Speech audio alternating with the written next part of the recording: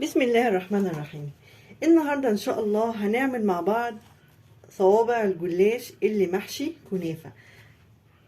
طريقة سهلة جدا جدا وبسيطة، وبتطلع مقرمشة وجميلة جدا جدا، والطعم طبعا يعني الحمد لله ما يختلفش عليه اتنين.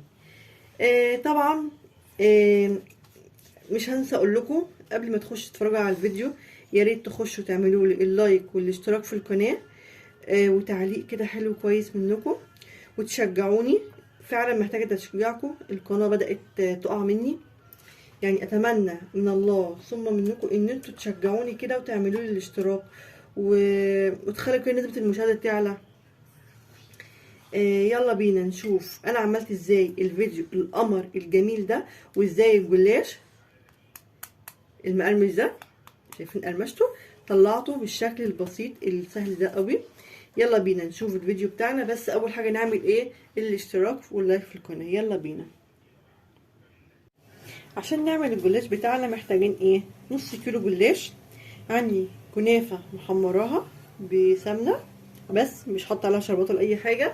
هحط على الكنافه جوز هند وزبيب، هقلبهم حلو قوي،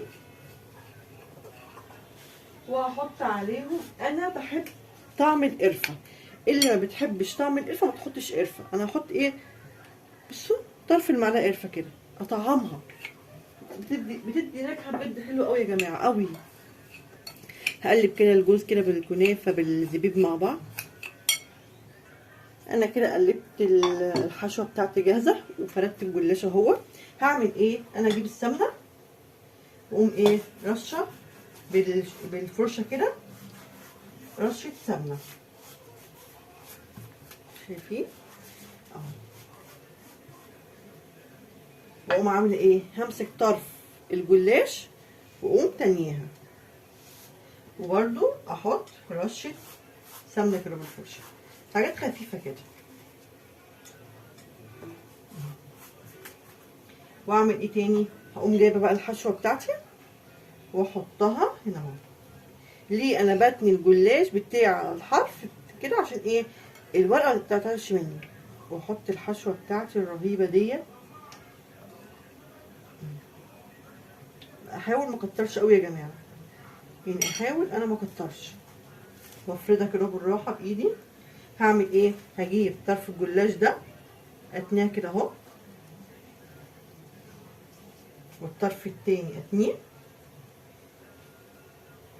ماشي، واقوم لفه الجلاش برمه كده اهو.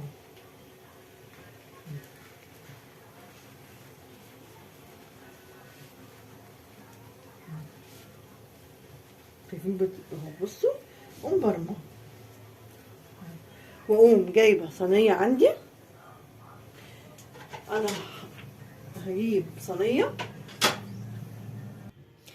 صينيه، هدهنها رشه سمنه.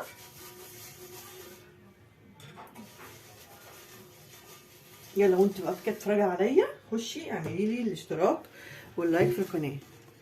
هقوم حاطه الجلاش هنا اهو ماشي. هعمل كمان واحده قدامكم. هجيب السمنه ارشها كده اهو، مش نكتر سمنه قوي.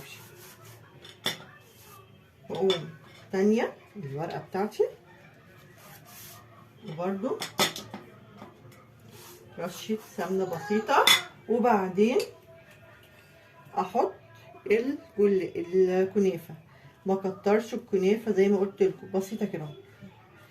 هناخد الطعم بالقرمشه بتاعتها الرهيبه اهي. واقوم فرداها كده اهو. انا ما بحبش احط سكر جوه الحشوه، ليه؟ ما بحبش حاجه مسكره قوي. اما انت لو بتحبي الحاجه مسكره قوي، لا اعملي حطي جوه معلقتين سكر.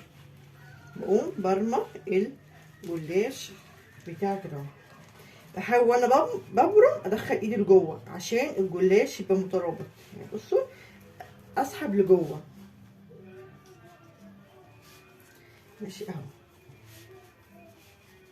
انا بقى هخلص الكميه بتاعتي كلها وهرجع اقول لكم هنعمل ايه تاني. هحط دي جنب اختها كده اهو، وهرجع اقول لكم هنعمل ايه تاني لما اخلص ايه الكميه.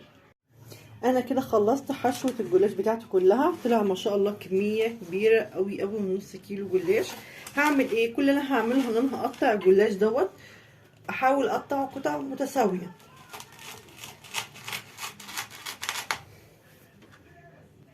انا كده قطعته. هعمل ايه؟ جايبه معلقه سمنه هنا اهو مسيحاها برضو. هعمل فلوش كده بس يا جماعه. انا طبعا حاطه جواها السمنه هم، بس كده ايه عشان الوش يبقى حلو ويحمر كده كويس اهو. هرش بس كده السمنه وادخله الفرن لغايه ما وشه يحمر. بياخد تقريبا نص ساعه تقريبا يعني، وطبعا حسب الفرن بتاعك. هدخله ولما يطلع بقى يحمر هرجع اوريكم شكله بقى عامل ازاي. انا كده طلعت الجلاش بتاعي بعد ما اتحمر في الفرن واستوى. بصوا يا جماعه اهو شكله عامل ازاي، متحمر جميل جدا. هعمل ايه بقى؟ انا عندي هنا شربات بارد، هقوم سقياه وهو سخن كده اهو.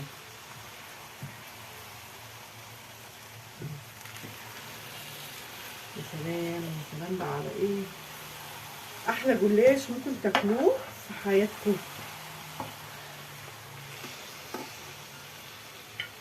ودوت كان الفيديو بتاعي البسيط السهل جدا جدا. لو عجبكم بقى الفيديو ما تنسوش تدعموني بلايك واشتراك في القناه. والسلام عليكم ورحمه الله وبركاته.